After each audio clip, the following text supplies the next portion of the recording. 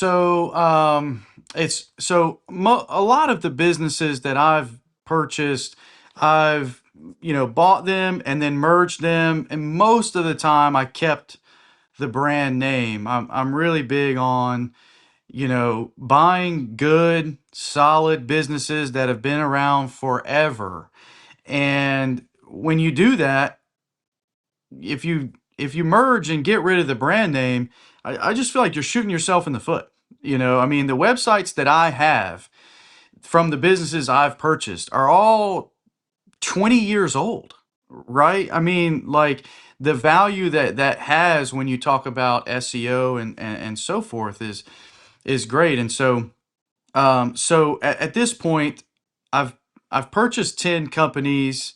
There were couple small ones early on that didn't really have brand recognition, so I was able to kind of merge those clients and inventories and so forth in. And then at this point, I've sold one of my companies, so I've got eight now that I own, and then I've helped at this point. Um, multiple people buy their own small business. So you know, it's such an interesting space because you were talking about the access to information and just the way that things are going. I mean, I started two companies in my early 20s when I was 21, and I got a few clients, but really didn't take off. I started another company with another buddy of mine doing like Amazon FBA stuff. If we would have had the resources that we have today, I don't know. I may not have ever bought a business. Because we could have just kept rolling with that. But we didn't, and we were young and dumb and didn't know what we didn't know, and it just didn't wind up gaining any traction. And so I pivoted unknowingly to me at that time into business buying. There was a guy that was going to shut down his business. And I was in Greensboro, North Carolina, where I'm from, which is kind of like middle of the state. And the business that the guy was shutting down was at the beach about 4 hours away. And so I just said, hey, listen, don't shut that business down. It's growing, it's going well. I'll take it over and I'll buy it from you. And so I just moved. And at that time I was, 25, 26 years old, no wife, no children. And so I took off and moved. And then in that little beach town is where I just started buying competitor year after year in my local, town. It's not even a city. Um, the town is called Sunset Beach, and there are around 3,000 residents in Sunset Beach, North Carolina. It's largely a vacation town because it's on the beach, and so all of the businesses were kind of in the vacation space, in hospitality. And I just started buying one competitor after another and really figured out that I enjoy the buying process more than I do the growth process. Even though we're growing at a big clip, I just when you find something you enjoy, it's like injecting it into your veins. It's like you just can't stop, and you just there's this joy that's associated um, with it. And so I was like, okay, well, I've bought a bunch of businesses kind of in this vertical. What would it look like to buy a business that I don't know anything about? Because that's the kind of punishment that I enjoy, right? And uh, so a buddy of mine at the time was a contractor, and we found this business uh, building custom log cabins. And I was like, look, man, we should buy this business together. And it's on the other side of the state. So, in the mountains. North Carolina has the beach and the mountains. That's why it's one of the greatest states in the union. But, anyways, so it was in the mountains. And he was like, well, I'll move. I'll go over and run it. And then you can handle sales from, and marketing and brand recognition and all that from there. And so, so we did that. And then 2 months before close, this was kind of around COVID. 2 months before we closed, unfortunately, my business partner actually passed away. Um, and so just tragic circumstances, but at that point we have everything ready and lined up to close.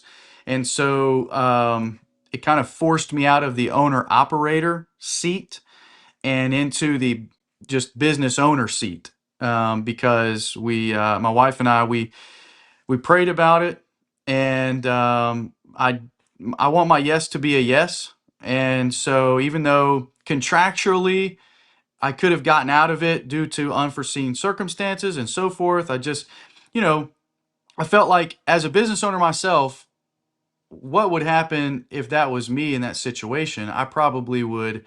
I've probably got plans for the money. I mean, this was an older gentleman. He's retiring, right? And he's probably turned away countless people that have pursued other opportunities. And so we wound up doing that.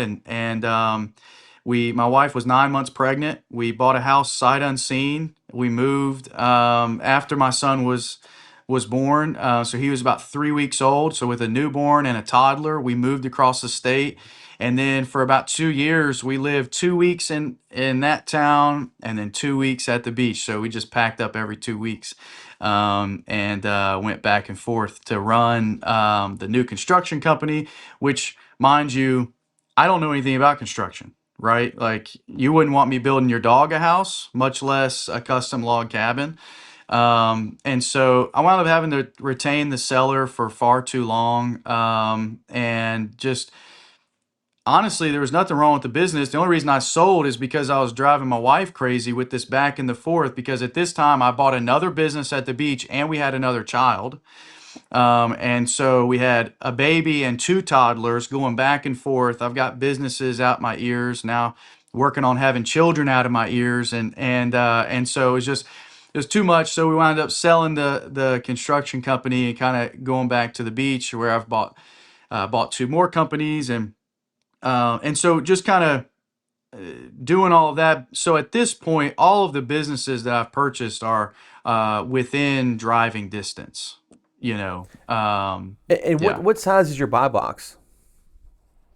So everything was largely under $1 million. $100 million. Yep. Okay. So everything that I was buying was under $1 million because I did everything pretty much myself, Mm, except for the last two businesses that I bought was my attempt at starting a fund, mm, and but we wound up not needing any money.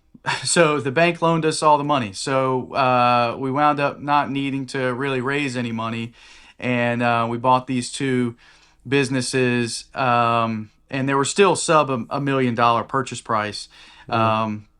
And that was 2 years ago, and actually we're under contract, and next month we're selling those businesses. But there was five of us. We put no money down, and once it's all said and done, we will have returned about $500,000 in cash to the partners. Nice.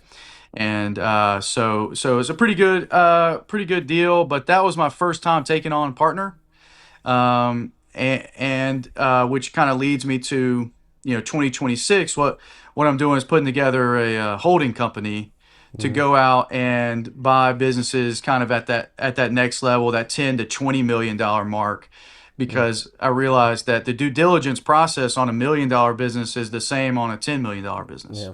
Yeah. And so we're gonna go and raise some money and go and do it at the next clip.